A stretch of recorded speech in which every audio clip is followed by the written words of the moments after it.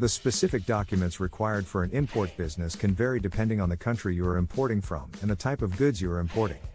However, here are some of the commonly required documents for an import business.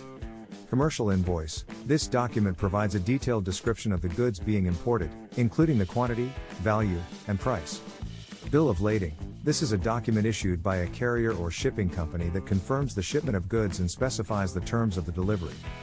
Packing list. This document lists the contents of each package or container being shipped, including the weight, dimensions, and contents of each item. Certificate of origin. This document confirms the country of origin of the goods being imported. Import license. Depending on the type of goods being imported, you may need an import license from the government. Insurance certificate. This document confirms that the shipment is insured against loss or damage during transit. Customs declaration.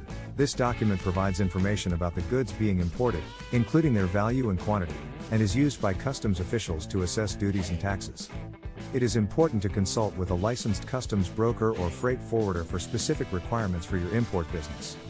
They can provide guidance and assistance with the necessary documentation and customs clearance processes.